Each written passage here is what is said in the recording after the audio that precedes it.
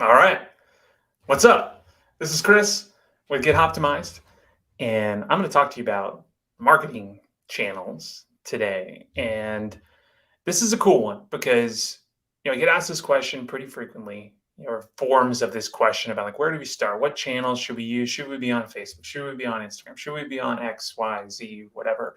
And how do we use those channels? Why are those channels important? And that usually leads to the question of how do we measure this stuff and how these channels are actually impacting our marketing, and all of them are very valid questions.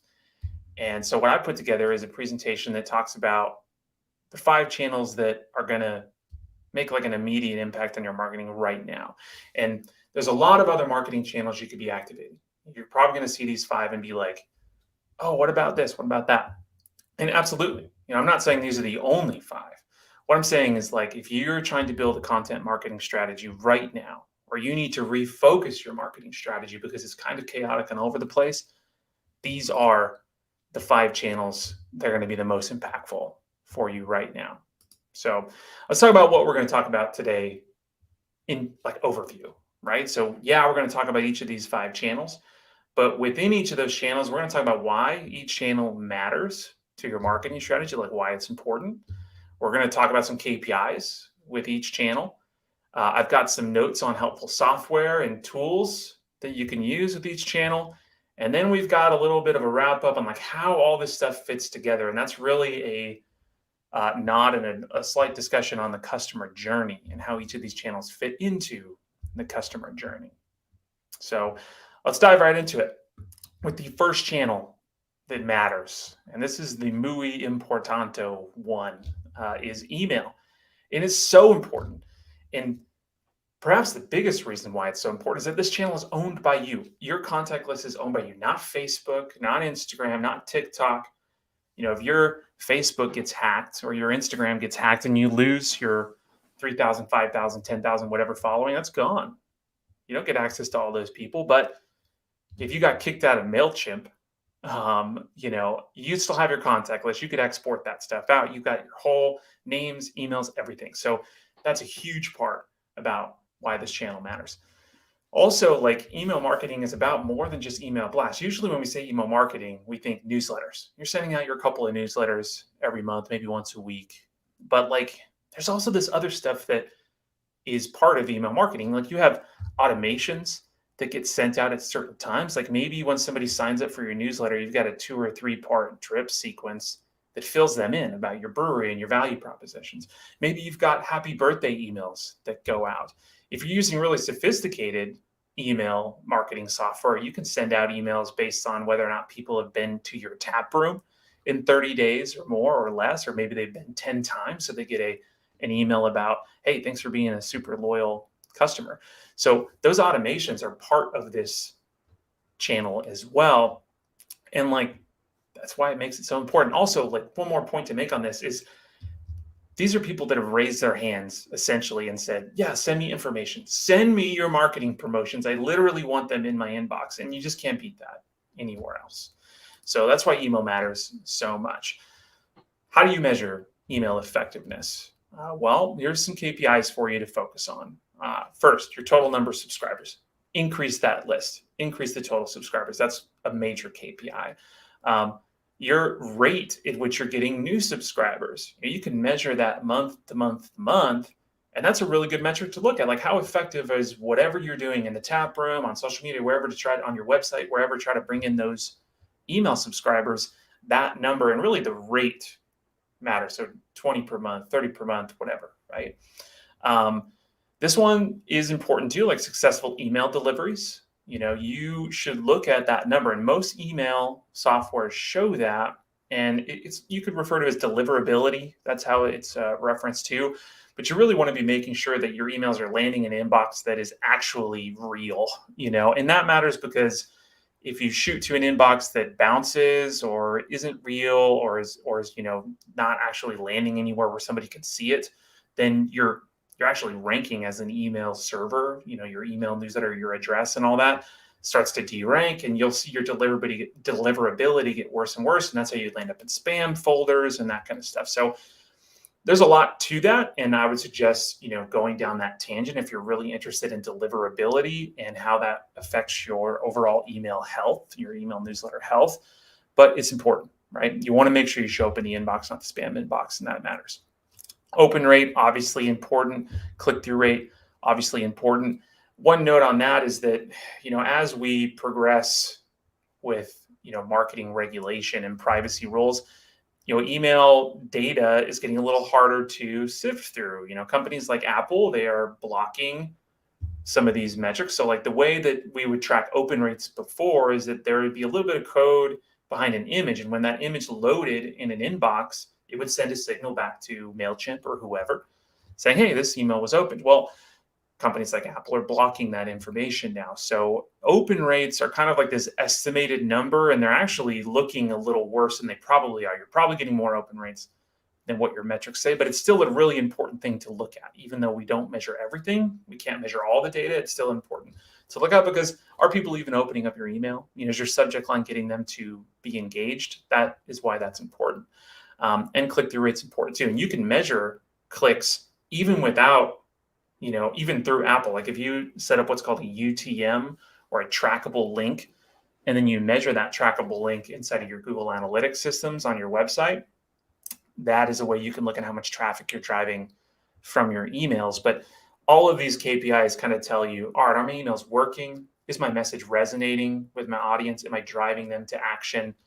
Those are the KPIs you'll be measuring there. Now, if you have a more sophisticated system, and I'm going to show you one of those in just a second. I'm going to list it here in a second, but you can actually measure walkthrough rate.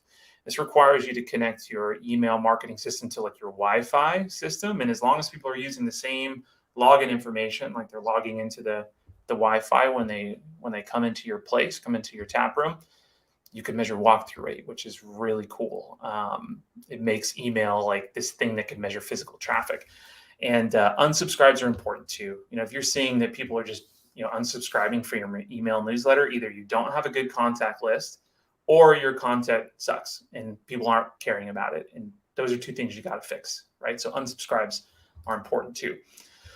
So some software and tools that I like for email. I'm a big fan of MailChimp. It's pretty affordable. It's easy to use. And they do more than just email too. They can do automations. They can do even landing pages. And I think they now can help you with like social media advertising and stuff. They're beefing up their company. Constant Contact's another one that's pretty good. I like their systems. There's a lot of email newsletter systems out there, and all of them are pretty close. People ask me, which one do you like? I'm like, well, Constant Contact, MailChimp, like there's other ones out there too, Mad Mimi, a few of them that are fine. They're all fine for the most part. I use Squarespace myself because I have a Squarespace site, so they have a built-in email thing there. But some people that I talk to, some breweries out there and some businesses use a system called Adentro. And this is that advanced system I was talking about, the Wi-Fi gateway plus email newsletter. I think they connect with like another email partner to run the emails, but it's all under one house. And like it allows you to kind of set up a login gate on your Wi-Fi that fuels your contact list for your email newsletter. And then when people come in and reconnect to the Wi-Fi, they count that as a walkthrough. And that is gangster. Let me tell you what, that is some dope stuff to have in your tap room. I highly recommend it. It's a little more expensive than your normal email marketing stuff, but the benefits are huge for measuring that data and using that data, for things like, hey, you showed up 10 times. Here's a thank you for being awesome. Hey, you haven't shown up in like 60 days. Hey, let's send you something to say, hey, come back in. It's a discount or a freebie or something like that. So really, really cool system at Intro. Channel number 2, Instagram. This one's pretty obvious. Instagram is great for beer and for several reasons. One, tons of people use it. I was looking at some stats just today. I think there's like 153 million people in the United States. It's like half the country that is on Instagram. The demographics match up. You're looking at 24 to 40 years old is a huge portion of who's on Instagram. And by the way, your targeting capabilities through Instagram advertising, through Meta and their whole advertising, is like really good with beer. Like you can target people that are into craft beer and brewing and home brewing and all these things. And you can target them within a 1 mile radius of your business. So that makes Instagram very useful for marketing. Also, it's a very photo forward, video forward platform, which if you're going to sell your beer online, you're going to get people excited about it. Video and imagery helps. You can get really creative with reels and stories and all that kind of stuff. So Instagram, mega important. KPIs that you're going to want to measure on Instagram: reach and impressions are big. Like, how many people are you getting in front of? That's what reach and impressions show you. Then, like, how many people are engaging with your content? So is your stuff being liked and followed and commented on and shared?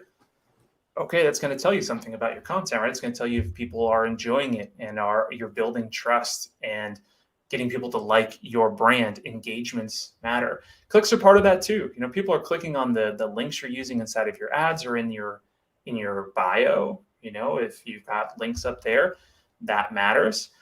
Video views also matter, and you can measure how deep someone is watching your video. So if you got a minute-long video that you put on Instagram, especially if you're using ads, you can see how many people watch 25% of that video, 50%, 75%, 100%, so on and so forth, and total video views too. In fact, nowadays, a 3-second video view counts as an engagement because Instagram is leaning more and more towards being a video-forward platform, despite what some people care and like for. Even some very famous influencers, I think like one of the Kardashians was in the news recently complaining about making Instagram again and just being photos. Well, the CEOs and all the people at Meta say, nope, we want it to be video. So, and that's what's getting engaged with ultimately. So video matters. So counting how many video views you're getting and how long people are watching those videos tells you how, your content is working out in the feeds. And of course, followers matter as well. If you're growing following, you're getting more people to like and trust you, right? So some software and tools that can help you be better at Instagram. Grammarly. This one's a curveball for you. I love Grammarly, by the way, because I suck at spelling and grammar. I'm awful at it. And Grammarly makes me better at it, honestly. And you can connect it to your desktop. I think they've got a phone app. You can have it run in your browser. It'll just help you make sure that you don't miss weird spelling errors and things like that will make you look unprofessional out there. I'm a big fan of the Meta Planner as well. They've got a whole system back there where you can schedule out your posts.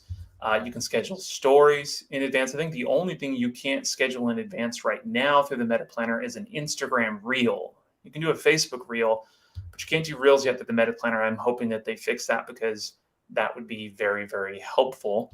Although all your Instagram posts are becoming reels now, by the way, which is kind of strange and weird. But the Meta Planner is solid as terms of a content planner. Now, there's other content planners out there too. I've listed Hootsuite. That one's very popular. It's not the cheapest option, but it certainly is pretty cool. You can do stories there. You can do a lot of stuff. And they give you lots of data and how your posts are performing, which is kind of helpful. They'll also give you insight into when the best times to post are. They'll analyze all your stuff and say, look, for you, these are the best times to post for you. Hootsuite's pretty cool. And then I'm a big fan of Canva as well. This is a tool that can help you design things for social. They have all these pre-built sizes, so you can get a 1x1 for the feeds. You can do the story size. You can do things for reels. You can make videos. You've got all the stock content you get access to, especially if you pay for the pro version, which I highly recommend. If for nothing else, the audio that you get access to in Canva is very helpful when you are making stories and reels. So big fan of Canva there. It helps you make your content life easier for Facebook, or excuse me, for Instagram. All right, so the next big one, Facebook. And believe it or not, Facebook still boasts a heck of a lot of users. I just looked this morning to check, and 193 million. So even more than Instagram in terms of users in the United States. So there's just so many people on Facebook. The demographics line up great. They skew a little bit older. That's true, but not that much. It's not like we're talking like 50s and 60s on there. There's still a lot of 40-year-olds, still a lot of 30-year-olds, even some late 20-year-olds that are on Facebook. So you're looking at a pretty good demographic there. Still get the image focused stuff. You still get the video focused things on Facebook, but there's a few more little bells and whistles that are very nice on Facebook, which is your Facebook event pages. That's one of them. It's huge. These event pages are massive for driving engagement to your like your regular weekly events, your big events. Like we're doing a lot of Oktoberfest stuff right now. It's mid-September at the time of this recording and this live stream. So Oktoberfest is huge. So all of our clients have Facebook events for their Oktoberfest stuff. You can set up payment links to send out to your Eventbrite pages and all the stuff to sell tickets if you want. These Facebook event pages end up in search results. They get shared. They're useful. And you can link from Instagram to your Facebook event page, especially if you don't have a super robust website that is going to constantly have like events listed there with lots of information, all your links and stuff like that. Your Facebook event page can be helpful there. And you can like ask co-hosts in there. So if you got like a popular one where we're at as Geeks Who Drink, they help host trivia, and you can invite them into co-hosting, and you get extra boosted visibility on those events. So super helpful. And you can boost events, by the way, which is another reason why those pages are nice. And by the way, your business profile on Facebook, it gets ranked. Sometimes it'll rank higher than your website, especially if your website's new. Or it ranks right underneath it. You can take up that whole first page of Google with Facebook, with your Google My Business listing, with your Bing listing. It's all part of with your Yelp listing. It's all part of the environment. And that business profile is nice to have up there, but make sure you update it. If you don't keep it updated, it's not going to help you. In fact, it might hurt you and cause some confusion with people if your hours are different, your open times are different. So with great power comes great responsibility. Update your business profiles. KPIs look almost exactly the same as Instagram. In fact, they are almost identical, with the one difference being like event interest. So people are interested in or click going to the event. That's a KPI that you're just not going to get on Instagram. But everything else is the same. You want to measure how many people you're getting in front of. You want to measure how your content's being engaged with, and how many clicks you're getting, followers, all that stuff. It kind of all helps you understand, is this platform working for earning me trust, earning me followers, earning me brand reputation out in the marketplace. Some software and tools. Again, man, it's the same stuff. A lot of times we think of Instagram and Facebook as the same platform. They're slightly different, and we got to treat them a little bit different, but they're like, two sides of the same coin. So the tools you use to manage your content there are the same. Use Grammarly. The Meta Planner is built so you can run it on Facebook and Instagram. Hootsuite's the same, and Canva has all the tools you need to even make your Facebook cover images, your event page cover images. It's all set up in there as pre-built templates, and it's very easy to just migrate stuff. You can click a button. I think you got to use the pro version for this, but you can click a button that says just duplicate to the other size for like Instagram or Facebook or whatever, and then you just have to adjust a couple things on your image and you're done within just a couple of minutes. So there's some software and tools for you for Facebook. Let's talk about the next thing. Google My Business. This one is like undercover, one of the best marketing channels out there. Not a lot of people think of it as a marketing channel, but now you are, and you're going to gain the advantages of doing so. So why does GMB matter? First, it's like Google is going to favor it in the search rankings, man. Like you're going to have your GMB impacting your maps listings. It's going to impact your overall search presence out there. If you do a Google search and you see that whole right column of stuff, like it's all built in from your GMB, information off your GMB, and you want to take up as much space as possible on that search results page. This is also helpful for people to look at your open hours, your phone number, your website. You can link all sorts of stuff inside of your GMB now. But one of the reasons why it's kind of undercover important is, reviews, less undercover than I mentioned. So reviews are important, and they're going to help you sell more beer. Ultimately, you want to have a nice star rating on there, and you can use those reviews on your website and stuff like that, which we're going to talk about here in a minute. But so as a review portal, awesome. But the undercover is like the GMB posts, and you can actually go on and add events. You can add updates and other kinds of posts to your GMB, and those posts rank. So what we're doing all the time is we're posting events, like all of our Oktoberfest stuff, even sometimes our trivia or like music nights or comedy nights. Those go up on GMB, and like you just get free, so to speak, like the work you have to put in to put it up, you pay for, I guess, in time, or if you're hiring somebody to do it, but you're not paying any ads to get like hundreds of views on your stuff. So like, it's just free placements. It shows up in the GMB on that right column. The posts are super helpful, which make GMB one of the top 5 in my mind. The KPIs are way simple though. There's just not a whole lot of variance in what you can see in terms of KPIs with GMB. But this stuff is pretty important. Like, you want to see how many views you're getting. It's going to give you an indication as to how SEO friendly your stuff is, and also how many times people are even searching for stuff related to your business in your area or your business.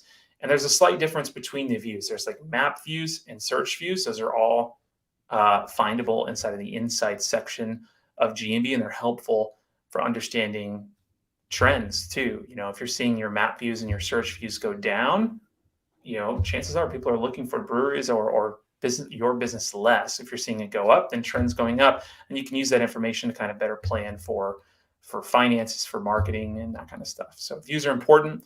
Clicks obviously are important. Getting people to your website, getting them to click around your content is a sign of trust, and eventually maybe even purchases if they're getting to your website or clicking like find directions or your phone number. Those are actually important clicks too. And reviews obviously are important. You could break apart that reviews too. So you could say, all right, how many new reviews are we getting every month? That's an important number. You want to be getting new reviews. And like, what's our overall ranking? You want to have a nice, 4.5 plus ranking. And depending on how competitive your area is, you might need to be better than that. And you can use that information to coach your team, to coach yourself. Maybe you want to put together a program for soliciting reviews from people in the tap room, looking at that review metric and what your overall average ranking is and how many new reviews you're getting is the KPI for measuring the effectiveness of those programs. Software that's going to help you and tools that are going to help you here is there is the GMB Insights section of GMB. So if you get into your manager admin area, there's like a whole section to the left that has all the tools you need. There's an insight section. That's where you're going to see your views.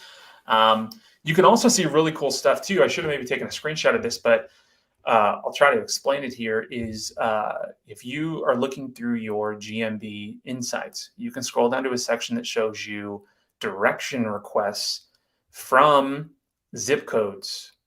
And that is helpful for kind of thinking about where you're going to advertise. You can take that information and plug it into Facebook, into Google Display, into any advertising platform.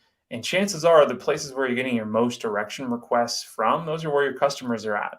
So it's almost as like a little bit of like a marketing research tool, that little section of it. So GMB Insights, super helpful.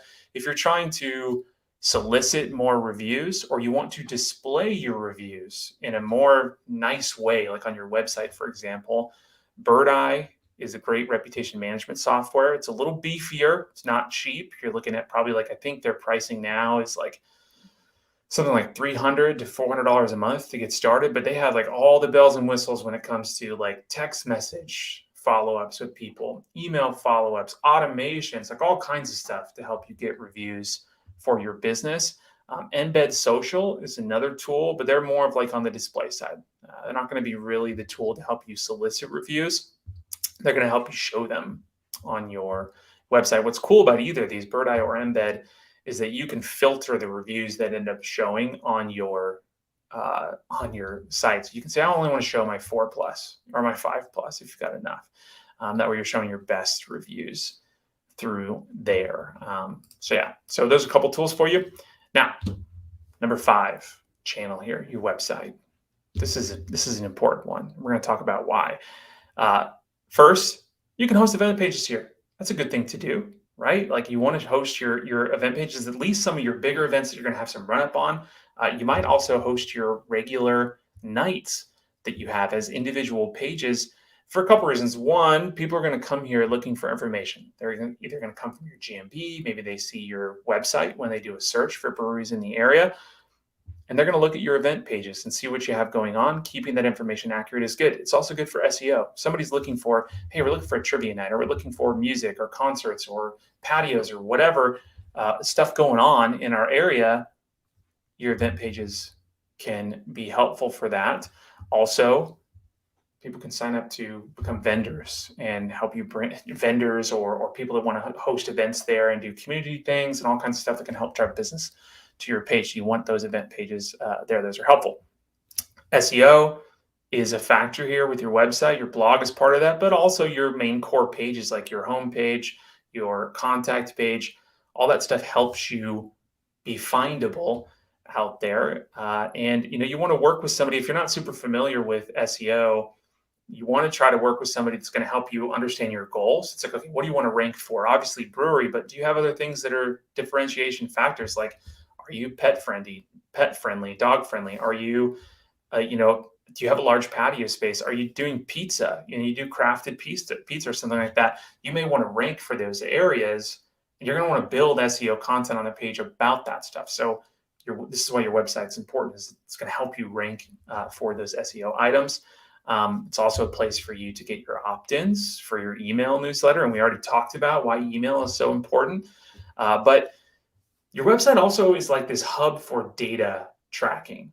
So when people come to your website, if you set up, tools like Google Analytics and, Facebook, the Meta Pixel on your site, you can track retargeting audiences and then serve ads to people that have been to your website. Maybe serve them promotions or offers or information about upcoming events that you have going on. You can't do that all the time with every other platform. So your website kind of becomes this little tool to help you gather retargeting audiences as well and track user demographics. So again, if you're using a tool like Google Analytics, you can see like age demographics, interest demographics. You can look at all kinds of like psychographic information about who your audience is, turning your website into a kind of a marketing research tool that can fuel your marketing decisions moving forward. So let's look at some KPIs and how you're going to measure the effectiveness of your website. And there's more words on this slide. And if you're listening to this, we're going to go through these things. It's a little more complicated when you think about KPIs on your website. So let's go through it. Conversions and goal completions. These are usually tracked through analytics, or maybe you have an analytics system, Google Analytics, excuse me, or maybe you have an analytics system through Squarespace or something like that. But these are usually like your email newsletter opt-ins, your contact forms, your event signups. You can also set up goal completions for like phone number clicks or like email address clicks. Those are good to track to say, hey, are we getting people to actually take action on stuff? So you want to set those up for your website. You also want to take a look at like all sessions and like organic sessions, which means like that's just sessions means like traffic to your website. But really with those, you're looking at trends. So like, are we seeing more people come to the website? Where are we seeing that traffic come from? Which is why organic sessions matter here too. That's your SEO. Like organic means SEO. It means somebody found you on a search engine and they ended up on your page without, coming from some organic source, not necessarily from an ad or by typing in your address into the URL bar on through a browser. So that tells you like how effective your SEO is being. All sessions, and even if you break up these sessions into different sources like Facebook, Google Ads, whatever you're doing advertising wise, or wherever you've got stuff out there pointing people to your website, looking at that traffic and where it's coming from, and are you getting more or less? That's just a super impactful tool for measuring the effectiveness of your marketing out there in the intersphere, internet, whatever you want to call it. Also like your retargeting audience growth. Are you building more people into that audience? How big is that audience getting? And what rate is that audience growing? So these KPIs are just super helpful for understanding the effectiveness of your website. So hopefully that wasn't like too technical. I kind of felt like it was a little bit, but if it is, hit me up. I can answer some questions for you on that. Now, software that helps you with your website. We mentioned Google Analytics. GA is super huge. By the way, I keep getting all the emails. Google Analytics, the UA version, Universal Analytics, is getting phased out at the end of this year, I think, or it's not going to totally turn off, but they're going to like stop updating it. Everything is going to be GA4.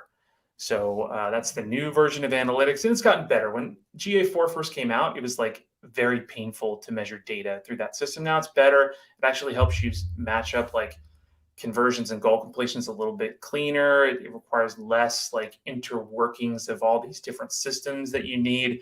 So it's getting better. It's kind of neat, GA4 is, but you're going to want to make sure that GA4 is installed on your website. My recommendation is install both Universal Analytics and Google Analytics 4. And that way you've got all your bases covered when it comes to analytics there. Tag Manager is also a really useful tool. And what that is, it's free. It's another Google tool, Google Tag Manager.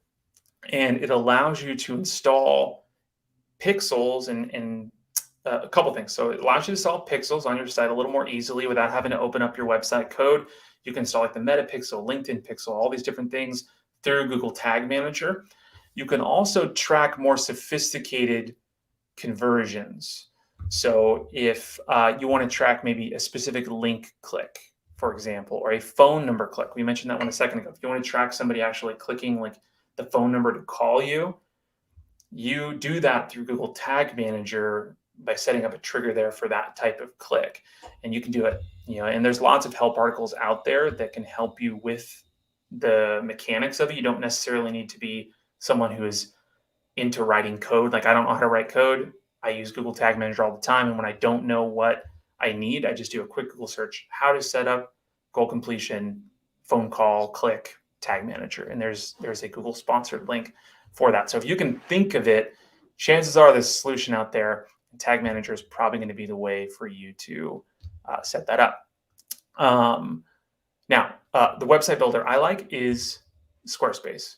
It's light, it's clean, it's easy to use, and you can spin up a website really easily. They got a lot of great tools for connecting your Google Analytics systems. They've got stock images built in to the whole system. So if you need images on your web, there's just a lot of reasons why Squarespace is good for just kind of a basic website. If you're a website that doesn't need like 40 pages, 500 pages, all this kind of stuff, then you'll probably get by on Squarespace. Wix has come a long way too. I think that they still struggle a little bit with their user interface, and like they have some weird things they do with SEO that, like I said, they're getting better, but it's just a strange thing. I don't think it's bad. I think Wix is fine. If you're looking at building a new website and you're considering WordPress, I would caution you. WordPress is a little bit more for the advanced website user. There's more plugins and complicated things that you're going to want to make sure you keep updated. If you're going to do WordPress, you almost need to plan to hire someone to manage that WordPress website on a regular basis. It doesn't take much time, but it does take expertise. Otherwise, you could end up having a vulnerability in the back end there that can lead to a hack, and nobody wants a hacked website. You might have plugins that get out of date and then your website looks funky. There's just a lot of complicated things with the WordPress website. So I would say for most breweries and tap rooms and restaurants and businesses of this nature, I think Squarespace, Wix, those are fine for building a website.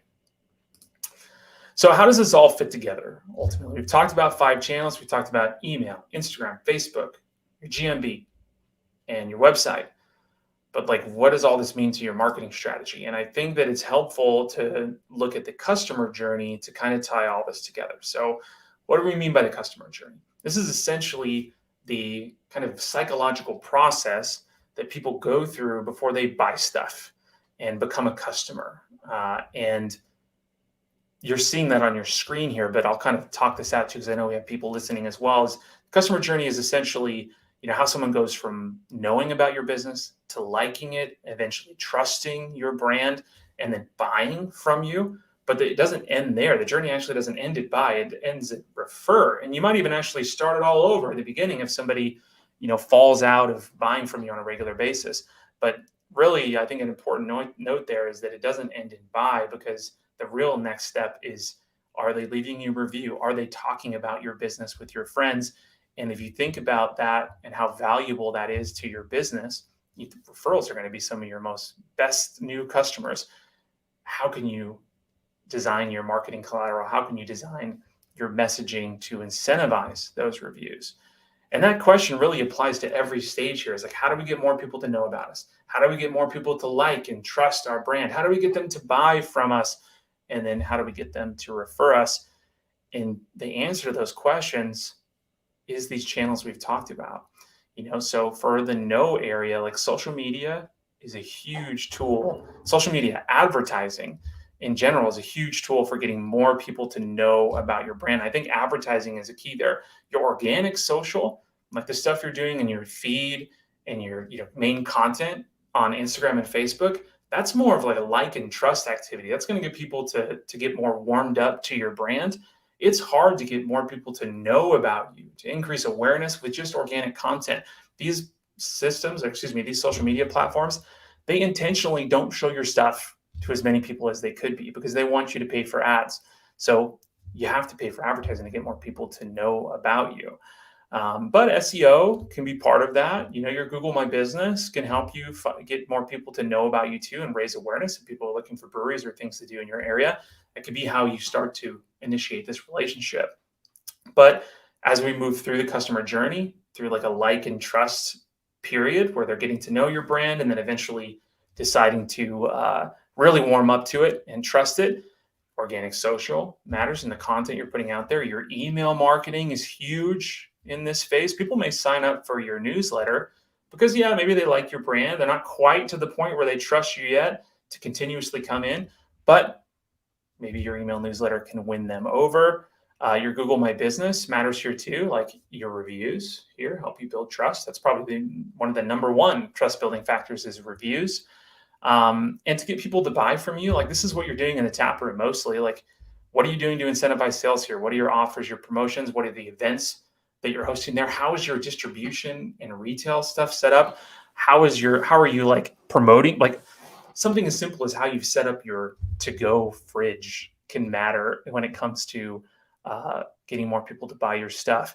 Those are all tactics at that level. And not super relevant to like a marketing channel, right? But maybe with distribution and retail, you'd be doing a little bit of advertising and stuff like that. But buy is kind of like this is what's going on in the tap room, for the most part there. But then reviews, this is where your GMB comes into effect here. Your newsletter might be part of this system too if you're pushing out requests for reviews. But most importantly, most important factor for getting reviews is providing a good service, right? Like deliver a great product, deliver a great service. That is going to be the key to getting these reviews. It doesn't matter how fancy your marketing systems are. If you're not delivering a good product, then no one's going to want to leave you a review, or worse, they'll leave you bad reviews. So first step is delivering a good product.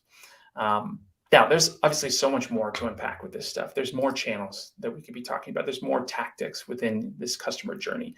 And I've got more of that information on my website too. So www.gethoptimized.com. We've got a course on there all about content marketing, which includes this 5-channel segment. There's 13 other segments that are part of that course as well. And then we have a bunch of free resources on there too about, marketing strategy. We just posted a blog article about fall marketing plans. That's all free on there. We have a podcast on there too. And I encourage you to go check that out. Sign up for our newsletter. There you go. We're trying to build likes and trust with our audience too. So go check out our newsletter and we'd be happy to chat with you every week. But for now, I will let you go. Hopefully you got some really great value from this. And I encourage you to reach out to me, of course. You can find our contact information at www.gethoptimized.com. Appreciate it, everybody. Thank you.